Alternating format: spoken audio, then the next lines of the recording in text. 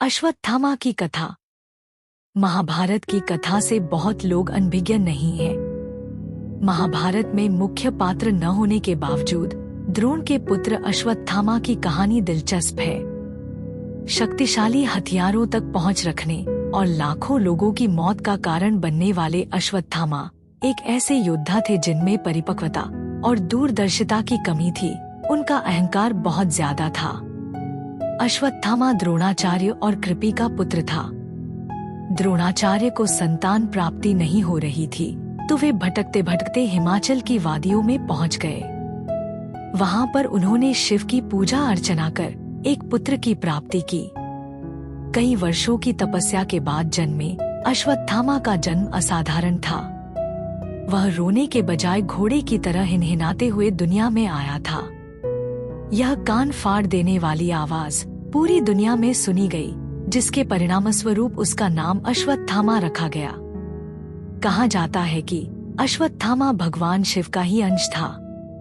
अश्वत्थामा के माथे पर एक मणि थी जो कि उसे किसी भी राक्षस, असुर, मानव, जानवर, देव के सामने निडर बनाए रखती थी। कृपि और द्रोणाचार्य काफी संघर्षपूर्ण जीवन व्यतीत किया। अश्वत्थामा को दूध भी पीने को नहीं मिलता था। जब उनकी गरीबी चरम सीमा पर पहुंच गई, तब द्रोणाचार्य ने हस्तिनापुर जाने का निर्णय लिया। वहां उन्होंने कौरवों और पांडवों को शिक्षा दी। पांडवों और कौरवों के साथ साथ ही उन्होंने अश्वत्थामा को भी शस्त्र और शास्त्र विद्या का ज्ञान दिया। अपने पिता की स्थिति के कारण, साथ ही दुर्योधन के साथ अपने मजबूत बंधन और दोस्ती के कारण अश्वत्थामा हस्तिनापुर के प्रति वफादार था और कुरुक्षेत्र युद्ध में कौरवों की तरफ से लड़ा था। युद्ध के 10वें दिन भीष्म की मृत्यु के बाद द्रोण को सर्वोच्च सेनापति बनाया गया।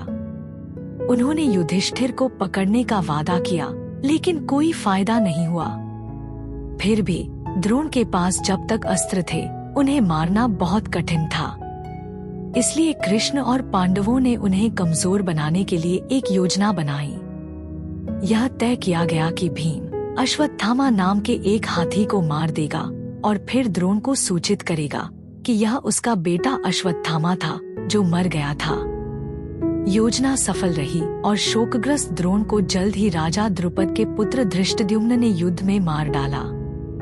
युद्ध में धोखे से किए गए द्रोणाचार्य के वध के विषय में जानकर अश्वत्थामा का खून खौल उठा। पूर्वकाल में द्रोण ने नारायण को प्रसन्न करके नारायणास्त्र की प्राप्ति की थी। अपने बेटे अश्वत्थामा को नारायणास्त्र प्रदान करके उन्होंने किसी पर सहसा उसका आघात करने को मना किया था। उसने चेतावनी के बावजूद नारायणास्त्र का इस्तेमाल किया। आकाश में प्रत्येक पांडव सैनिक के लिए एक तीर दिखाई दिया जो पूरी सेना को मार गिराने के लिए तैयार था। सौभाग्य से कृष्ण जानते थे कि यह हथियार कैसे काम करता है। उन्होंने सभी सैनिकों से कहा कि वे अपने सभी हथियार नीचे कर दें, क्योंकि नारायणास्त्र केवल सशस्त्र सैनिकों को ही मारता है। अस्त्र बिना किसी नुकसान के गुजर गया। चूंकि इस हथियार को केवल एक बार ही चलाया जा सकता था, इसलिए पांडव हार से बच गए। युद्ध के अंत में जब दुर्योधन भीम द्वारा मारा गया, तो बचे हुए कौरव योद्धाओं ने पांडव भाइयों को मारने का एक विश्वासघाती प्रयास किया। उन्होंने रात में पांडवों की छावनी पर भयानक हमला किया और एक खोखे में सो रहे 5 योद्धाओं के सिर काट दिए। घंटों बाद सूर्योदय के समय उन्हें एहसास हुआ कि उन्होंने 5 पांडव भाइयों के बजाय पांडवों के 5 पुत्रों को मार दिया है। द्रौपदी को समाचार मिला तो उसने आमरण अनशन कर लिया और कहा कि वह अनशन तभी तोड़ेगी जबकि अश्वत्थामा के मस्तक पर सदैव बनी रहने वाली मणि उसे प्राप्त होगी। स्वाभाविक रूप से पांडवों ने भी 5 सिर रहित शरीर देखे और पीड़ा और क्रोध में प्रतिद्वंद्वी शिविर की ओर बढ़े। पांडवों के क्रोध की सीमा को देखकर अश्वत्थामा को अपनी गलती का एहसास हुआ। अपने भय से अश्वत्थामा ने घास के एक पत्ते से और वेदों के अपने ज्ञान का उपयोग करके ब्रह्मास्त्र नामक घातक हथियार बनाया।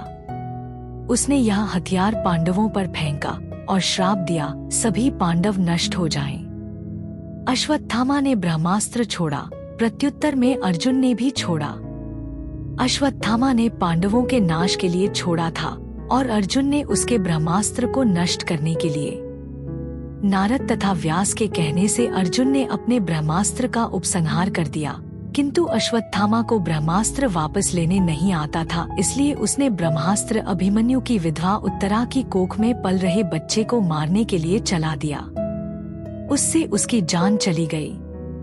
उसके बाद भगवान कृष्ण ने उसके माथे की मणि निकाली और आदेश दिया कि वह अपनी अमरता नहीं खोएगा और दुनिया के अंत तक घूमता रहेगा।